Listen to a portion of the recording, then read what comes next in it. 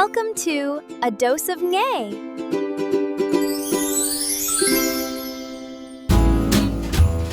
Hello ဒီနေ့တော့ဒီငယ်ကငရှင့်မွမွလေးကြော်စားမှဖြစ်ပါတယ်အဆက်လေးနည်းနည်းပါတယ်ပေါ့နော်အရန်အဆက်ကြီးတော့မဟုတ်ဘူးဒါကတော့ပါဝင်ပစ္စည်းတွေပါငရှင့်ကို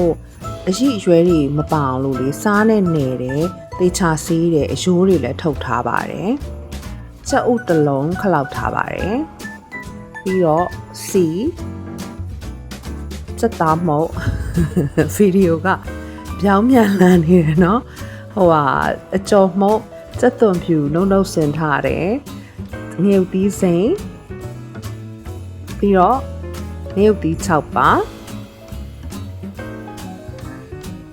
ငရှင့်ကိုစက်သားမုတ်ထည့်ပြီးတော့ခဏနယ်ပြီးတော့နှက်ထားတယ်နိုင်ဝက်လောက်ဆိုလို့ရှိရင်ရပါပြီအရသာဝင်ပြီပေါ့เนาะဆိုတော့အဲ့ခါကျလို့ရှိရင်အကျော်မုတ်နဲ့ကတ်မယ်ပြီးလို့ရှိရင်ကြက်ဥထဲကိုညှစ်မယ်ပြီးလို့ရှိရင်အကျော်မှုတ်ပြန်ကတ်ပါမယ်အကယ်၍ကိုကကျွတ်လေးစားချင်တယ်ဆိုလို့ရှိရင်ကြက်ဥကိုအနှစ်မပါဘဲနဲ့အကာကြီးပဲသုံးပါเนาะဒီငယ်ကဒီနေ့မွားလေးကြော်မှာဖြစ်တဲ့အတွက်ကြောင့်မလို့အနှစ်ပါထည့်ထားပါတယ်ပြီးတော့ဒီလိုလေးစီထားလိုက်တယ်ဒေအိုးအပူပေးပါမယ်စီထည့်ပါတယ်စီဆူလာပြီဆိုလို့ရှိရင်ခုနကအကျော်မှုတ်ကတ်ထားပြီးသားငရှင်လေးထည့်ပြီးတော့ကြော်ပါမယ်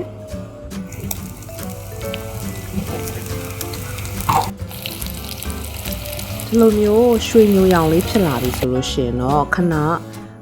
ဆယ်ထုတ်ထားလိုက်တယ်စီစစ်ထားတာပေါ့နော်ပြီးလို့ရှိရင်စီကိုအသစ်ပြန်လဲပါမယ်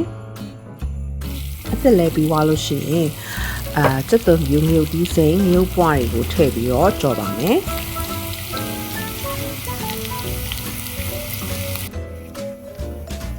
ငရုတ်သီးစိမ်းနဲ့